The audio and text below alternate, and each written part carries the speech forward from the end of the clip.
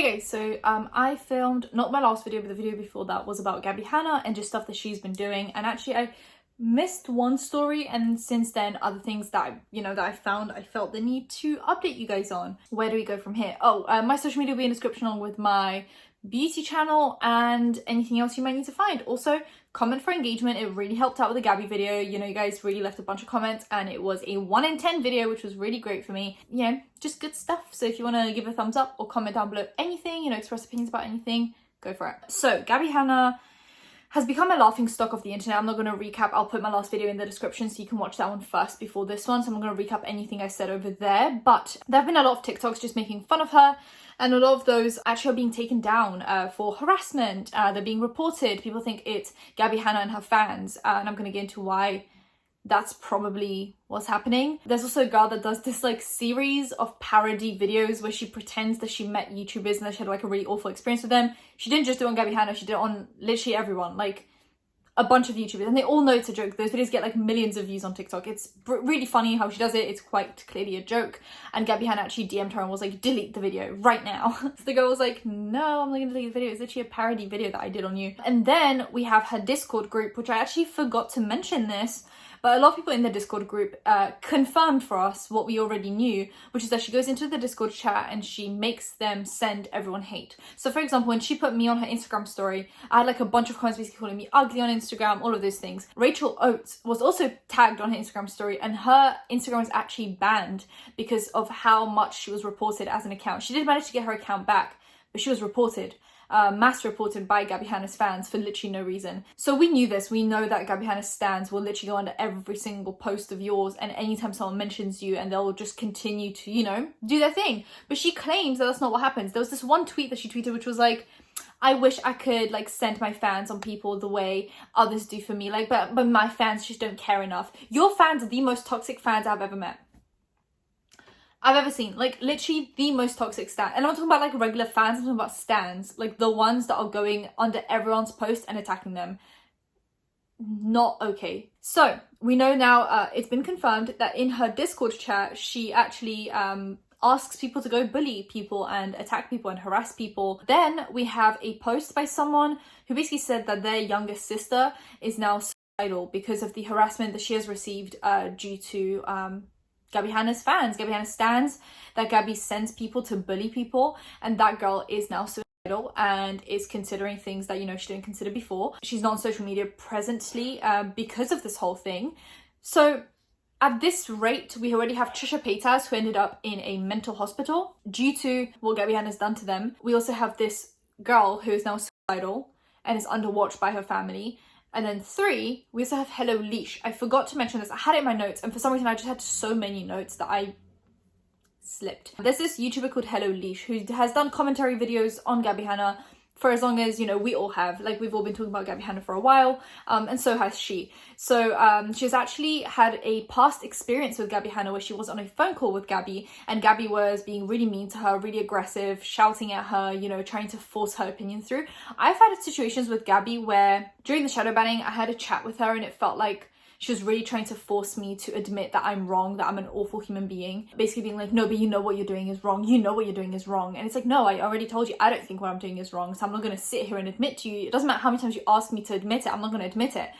And then we had a very civil conversation after that where she said to me, oh, I'm being harassed by this YouTuber and this person. I was like, oh my God, that's really awful. Yeah, they give me bad vibes. And now thinking about it, she was probably just slightly manipulating me again, just basically presenting her side of the story and knowing that I wouldn't go and check it because we're just having a random conversation. I'll get into that in a minute. Mainly it was me and her were talking about Jen Den, right? She's a past Viner. She said to me, oh, she's doing this to me, which is really creepy. I was like, yeah, that is really creepy actually. Yeah, bad vibes, whatever. I didn't really look into it. I was just like, yeah, whatever, sure. Now, Gabbie Hanna is accusing Jen of sexually assaulting a child. No proof whatsoever. She had sent these messages to Jessie Smiles before, basically being like, yeah, what Jen Den did was really awful. You know what I'm talking about? She did. And she was like, and Jessie basically said to her, you have no evidence for this, please stop saying that. And she was like, yeah, but it's really awful. Basically accusing Jen of being a pedophile. And if I had known that, I wouldn't have then agreed with Gabbie, but she didn't present that side of the story. She said to me, oh yeah, she just gives me bad vibes. They're harassing me, they're abusing me. It's so easy to be manipulated by someone who is older than you or has more influence than you. It's just so easy to fall into it, and all these people are falling into it. So Hello Leash had a situation where she was on a phone call with Gabbie, and Gabbie was being really aggressive and really forceful with her opinion. Now, she had been covering in like live streams everything that's been going on with this current situation, you know, just like all the lies that Gabbie is spreading, all the tweets, all the you abusers, you bullies, the Rachel Oates stuff. Like, she basically covered in big detail everything that's been going on. And then I was going through some of her live streams just to kind of like get an idea of what's happening. And in one of the live streams that she posted, she had been crying, and she was basically saying how at this point she has had enough. Gabbie Hanna had basically sent her fans to harass and bully and degrade Hello Leash as a whole. She was basically having a breakdown, basically just being like, I don't know what I've done, but like I feel like this isn't okay. Based on me just making commentary videos on you, I shouldn't be getting death threats and all those things. And she was basically having a breakdown, basically being like, I'm being treated like not a human being because you believe that you're in the right and you believe that you get to throw your power and influence around and have people send me death threats. So I actually forgot to mention that in my last video. Okay, so she got Trisha put into a mental hospital. She got a girl to feel suicidal. She then accused Jen of being a pedophile, and then she made Hello Leash basically have a breakdown on camera, crying, you know, all of that stuff. You know, to call all of us abusers, bullies, manipulators while you're doing all of this, like, I don't have this kind of a rap sheet. Like, I don't remember anyone having a mental breakdown over something that I've done. I don't remember sending someone to a mental hospital because of my actions. I don't remember ever telling people in private messages to go harass people that I didn't like. I don't have a Discord chat. I don't have a private way for people to message me because it can get manipulative. Due to my influence of being on the internet, people are more likely to do stuff that I ask them to do. And I don't want to abuse that privilege, so I just don't have these personal interactions with people that watch my videos because I just think it's an abuse of power. I don't ask people to go and harass people, which is why you never really see that happening. You don't really see people, unless it's like the one odd person, you don't really see people going, oh, why are you saying this about Angelika? Whatever, go kill yourself. Like, you don't see that happening. You don't see that with many drama channels, if any. But then you're calling us manipulators, abusers and bullies, but we see that coming from your fans all the time, and that's where the irony begins. Then we have Gabbie's older sister.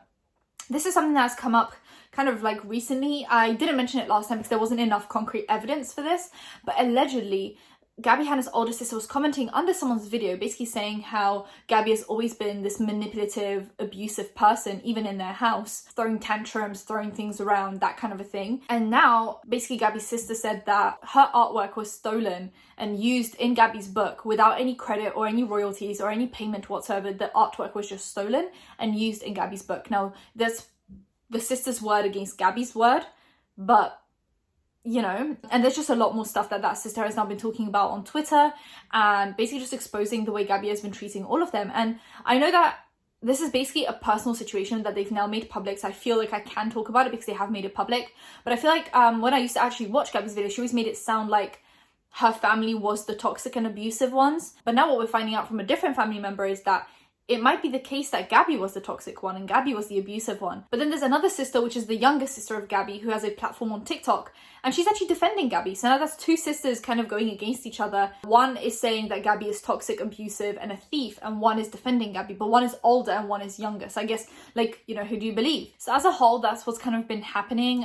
We have Gabbie, you know, sending fans to attack. We have Gabbie threatening teenagers with lawsuits if they ever criticize her. We have Gabbie mass reporting or asking her fans to mass report people's content, people's Instagram accounts, to go and attack people for her to send death threats. And then she goes and turns around and acts like the victim and acts like she's the one that's being abused and manipulated by all of us, but we don't do that stuff to her. We make a video, we say what's happening, we say the facts, we express a few opinions. We don't go, now go send her death threats, because that's not okay. That is a wrong thing to do, objectively wrong thing to do. So I can't personally take Gabbie seriously or feel bad for Gabbie when she's doing stuff like that. Like, I from this point onwards refuse to feel bad for making videos about Gabbie, because for the last, I'd say, year, I've struggled to make content on Gabbie because I just don't know where she stands mentally, mental health wise. So I've struggled to make content on her because I just always feel a little icky about the whole thing. You know, since the last shadow banning thing, me and her ended on a really positive note.